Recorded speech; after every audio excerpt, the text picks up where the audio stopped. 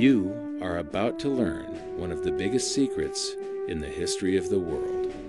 It's a secret that has huge effects for everyone who lives on this planet. Most people can feel deep down that something isn't quite right with the world economy, but few know what it is. Gone are the days where a family can survive on just one paycheck.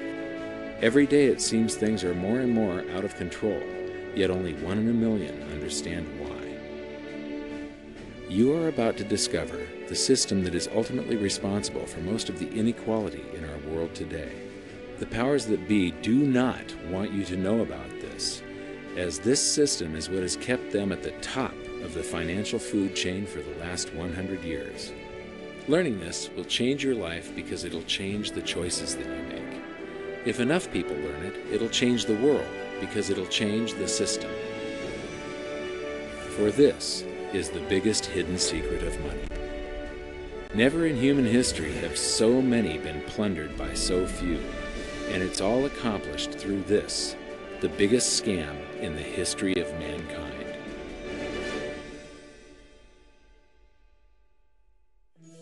They say that money doesn't grow on trees, but the truth is that the modern banking system creates currency far faster than trees can grow. Most people don't have a clue how currency is created. Economists and bankers make it sound so complex that people think they can't understand it. But I'm going to strip our monetary system down to its essence so that you can see the scam behind the curtain and just how it affects you. Every modern society creates currency in pretty much the same way. But since the US dollar is the majority of the world's currency, I'm going to use the United States as our example. It all starts when some politician says, "Vote for me and I'll make sure the government provides you more free stuff than my opponent will." But there's no such thing as a free lunch. So to provide that supposedly free stuff, the politicians vote for the country to spend more than its income. This is called deficit spending.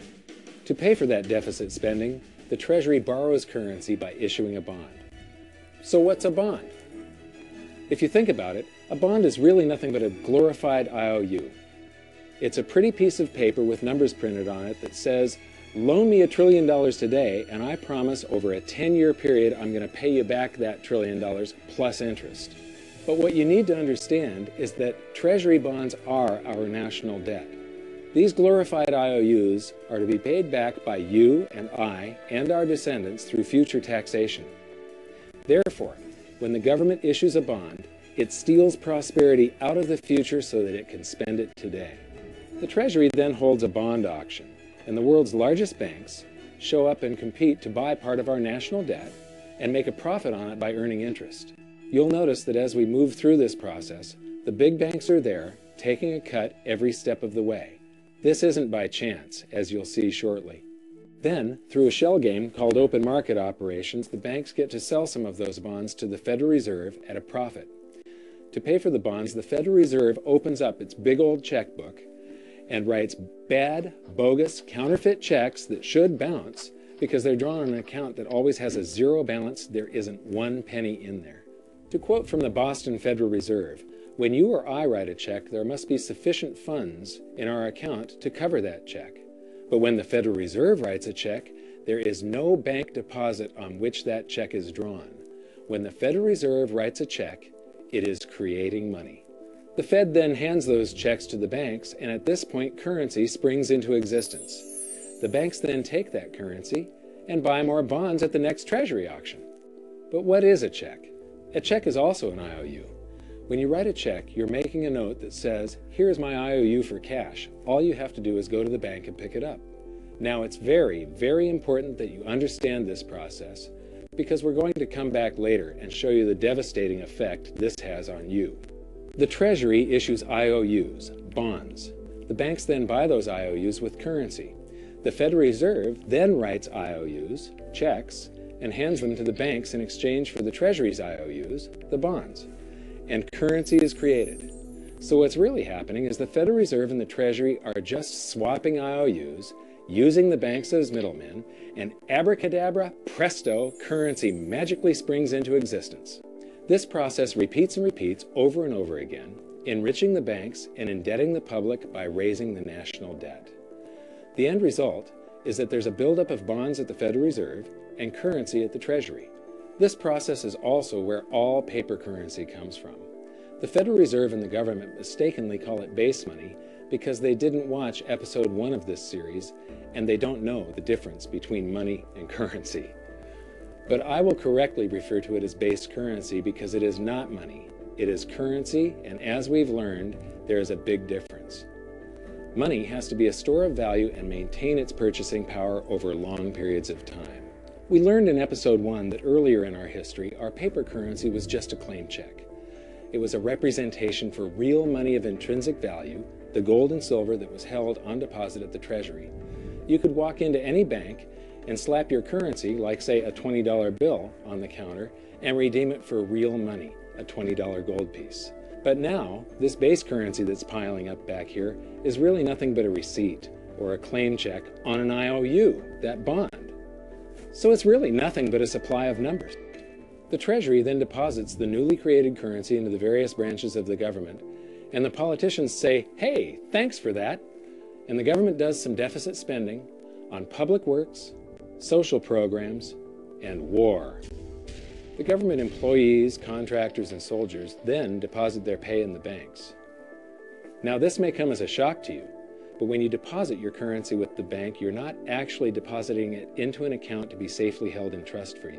Instead, you're actually loaning the bank your currency, and within certain legal limits, they can do with it pretty much anything they please. This includes gambling in the stock market and loaning it out, at a profit, of course.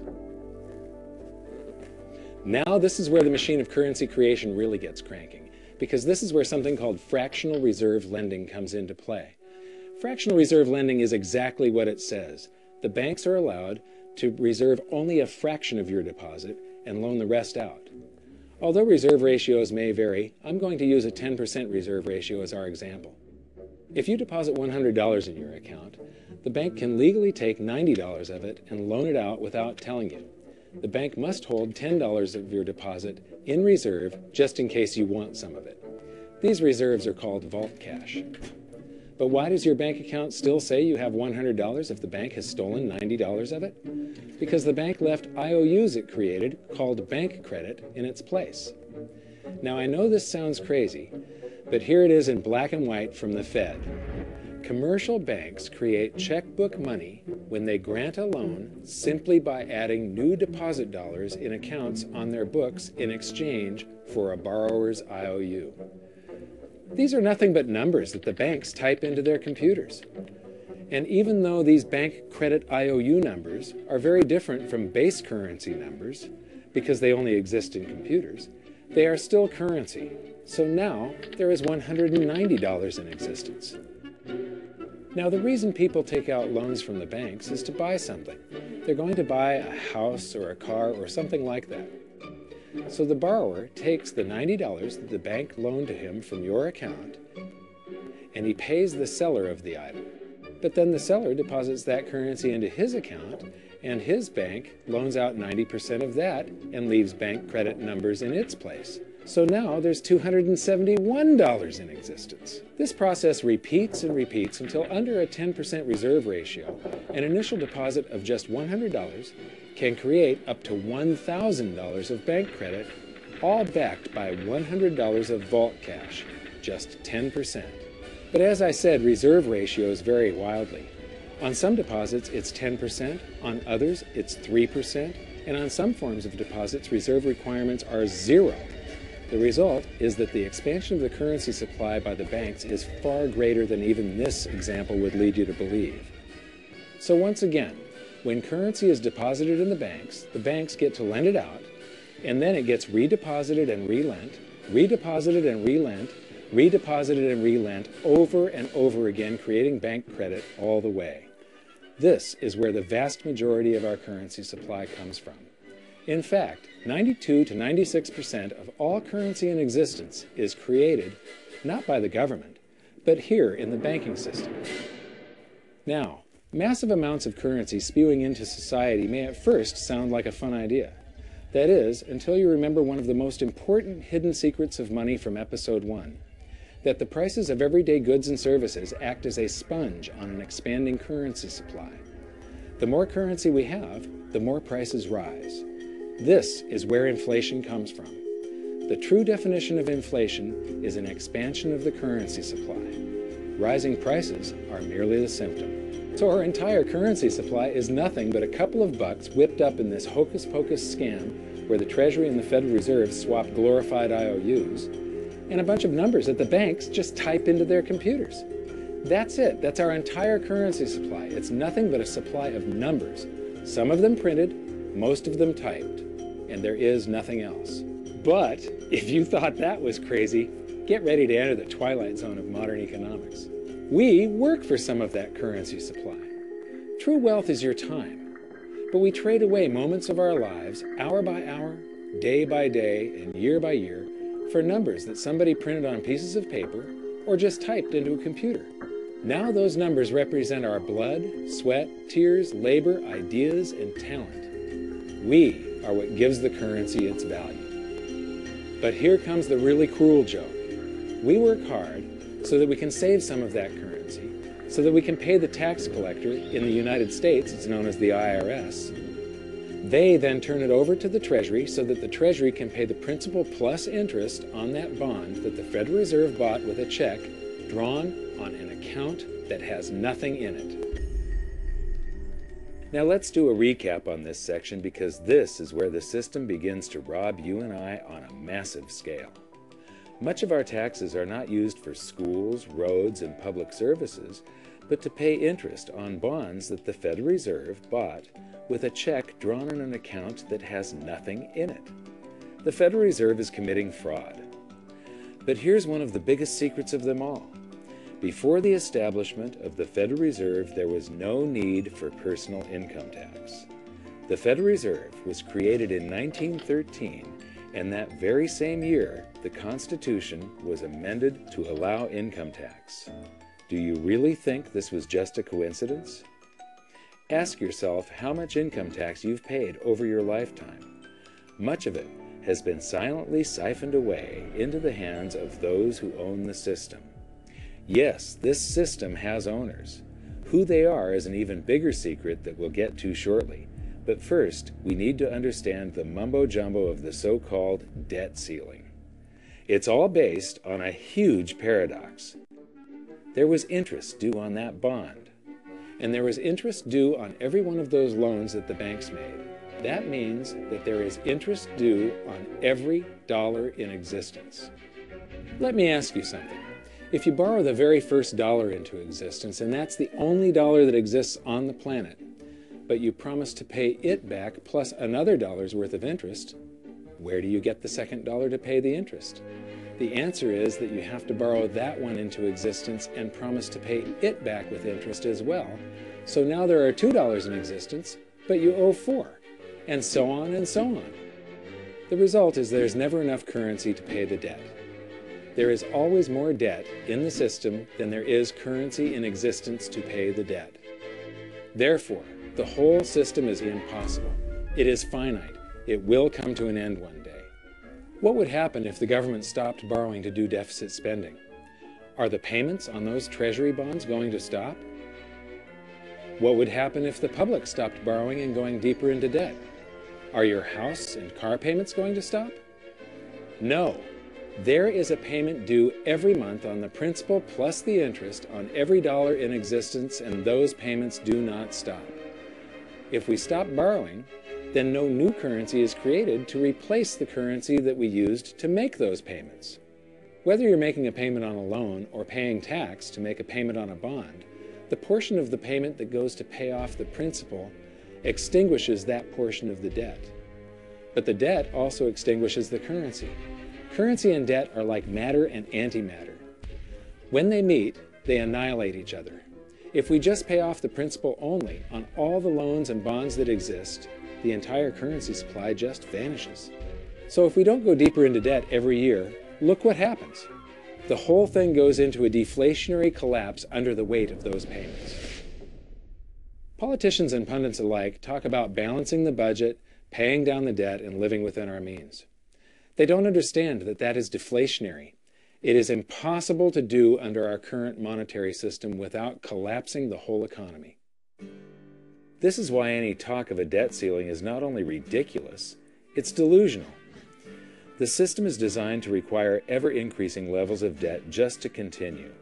And that's why politicians will always kick the can down the road and raise this so-called debt ceiling over and over again until the whole system finally collapses under its own weight.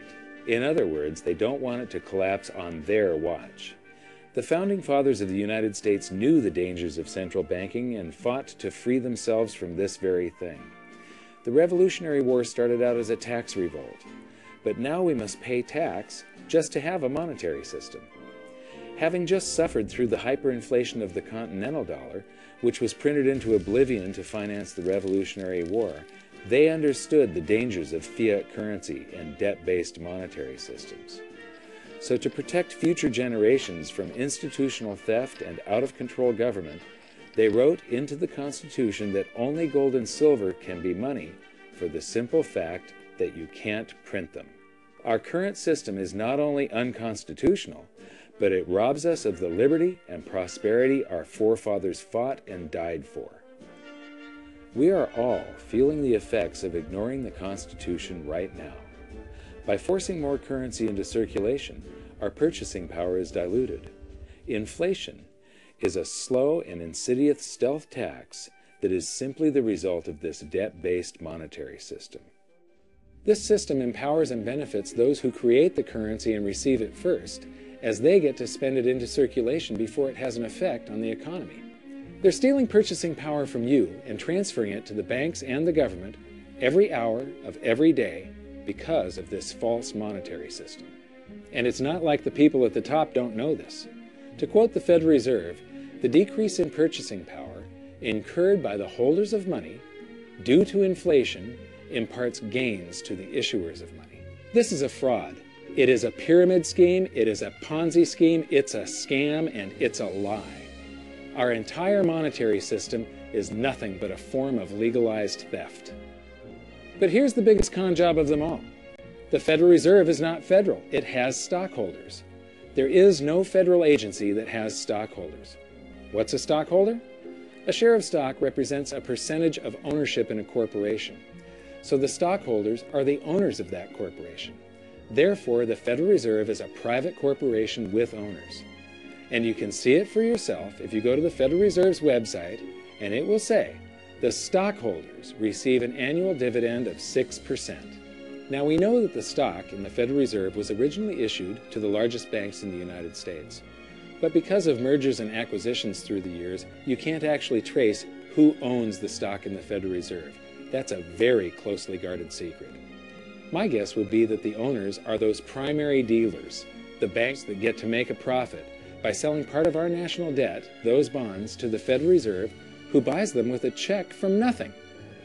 Then we pay tax to pay the principal and the interest on those bonds so that the Federal Reserve can pay the banks a 6% dividend. Don't be alarmed if you don't quite comprehend the deception of this system at first glance. Very few people do. It is purposely complex. The economist John Maynard Keynes once wrote, "By this means, government may secretly and unobserved confiscate the wealth of the people, and not one man in a million will detect the theft." I believe that presented correctly, anyone can understand this system, regardless of how complex it is. So let's do a recap and break it down even more. The way the system works is that, step 1, the government creates glorified IOUs. These bonds increase our national debt and put the public on the hook to pay it back. Step 2, IOUs are swapped to create currency. The Treasury sells the bonds to the banks. The banks then turn around and sell our national debt at a profit to the Federal Reserve, which they probably own. The Federal Reserve then opens its checkbook that doesn't have a penny in it and buys those IOUs with IOUs that it writes, checks, on a checking account that has a zero balance. Then they give those checks to the banks and currency just springs into existence, and then the whole process repeats. This results in a buildup of bonds at the Federal Reserve and currency at the Treasury, which is really just a supply of numbers. The Treasury then deposits the numbers in the various branches of the government, and we get to step 3, The government spends the numbers on promises, public works, social programs, and war. Then the government employees, contractors, and soldiers deposit their pay into the banks, and we get to step 4, where the banks multiply the numbers by magically inventing more IOUs through fractional reserve lending, where they steal a portion of everyone's deposit and lend it out. That currency gets redeposited, and then a portion is stolen again, and the process repeats over and over, magnifying the currency supply exponentially. Then we work for some of those numbers, which brings us to step 5, where our numbers are taxed. We pay tax to the IRS, who then turns our numbers over to the Treasury, so the Treasury can pay the principal plus the interest on bonds that were purchased by the Federal Reserve with a check from nothing. Then we get to step 6, the debt ceiling delusion. The system is designed to require ever-increasing levels of debt and will eventually collapse under its own weight because politicians always kick the can down the road. They don't want it to collapse on their watch. And finally, step 7, the secret owners take their cut. The world's largest banks own the Federal Reserve. Those banks make a profit selling our national debt to the Fed. They make a profit when the Fed pays them interest on the reserves held at the Fed, and the Fed pays them a 6% dividend on their ownership of the Fed. This system is fundamentally evil. It funnels wealth from the working population to the government and the banking sector. It is the cause of the artificial booms and busts of modern economies, and it causes great disparity of wealth between the rich and the working class. And it is only possible because we no longer use real money, we use currency. But worst of all, it is a form of enslavement. Bond is the root word of bondage. Whenever a government issues a bond, it is a promise to make us pay tax in the future. Nobody asked you if you wanted to pay tax today for the prosperity we all enjoyed in the last century. Nobody is asking our children if they want to work hard in the future to pay for the prosperity we're enjoying now. George Washington once wrote to James Madison, "No generation has the right to contract debts greater than can be paid off during the course of its own existence." By stealing prosperity from tomorrow so we can spend it today, we enslave ourselves and future generations. Now this all sounds pretty bad, but there is great hope, for you are the greatest threat to this false monetary system. This system relies on the public being ignorant of its workings. Please share this knowledge with everyone you know, because an informed public that fully understands the system can build a better future for generations to come. And now I leave you with this quote, widely attributed to a former director of the Bank of England. The modern banking system manufactures money out of nothing. The process is perhaps the most astounding piece of sleight of hand that was ever invented. Banking was conceived in inequity and born in sin. Bankers own the earth. Take it away from them, but leave them the power to create money and control credit, and with the flick of a pen, they will create enough money to buy it back again. But if you want to continue as the slaves of bankers and pay the cost of your own slavery, let them continue to create money and to control credit. This is the Federal Reserve in Washington, D.C. It's located on Constitution Street, and that is just as much of a joke as the New York Fed being located on Liberty Street. Both of them are unconstitutional, both of them limit our liberty, and they transfer wealth away from us every second of every day to the Federal Reserve, to the government, and to the banking sector. You are now among the 1 in a million who can detect the theft of your prosperity. So the big question is, what can you do about it? 1. Watch this video until you can describe and teach it to others. Those who understand this system can make preparations for its unavoidable collapse and protect themselves. History shows that those who don't will probably be wiped out. 2. Share this video with everyone, especially those you care about. All it takes is a mouse click or two to get this message in front of millions. Post this video on Facebook, tweet it, email it to loved ones. Please share it wherever you can. 3. Join the conversation. The current world monetary system is based on a 300-year-old design meant to enrich a few at the expense of the many. There must be a better way. At hiddensecretsofmoney.com, we've created an open-source platform for the design and development of a new world monetary system. We're calling on every economist, every student, every college, every bright mind, and anyone who cares to join the discussion. In educating ourselves and each other, we can prevent the further loss of our freedoms and maybe, just maybe, win some of them back.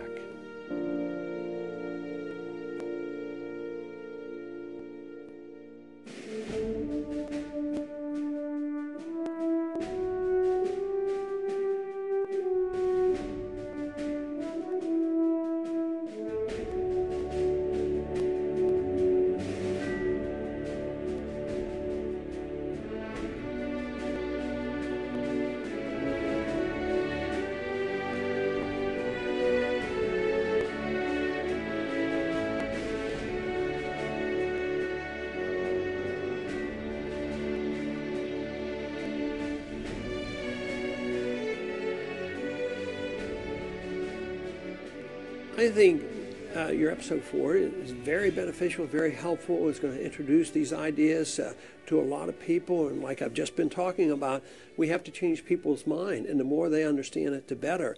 And I think we're at this point now where more people in the last several years, 4 or 5 years, have thought about the Fed than they ever have in the previous 95 years. So I think an explanation and diagrams to show it is very helpful because, quite frankly, they're not going to get it in their grade school. They're not going to get it in their high schools. They're not going to get it in college unless they're in a very rare circumstance to understand how this works.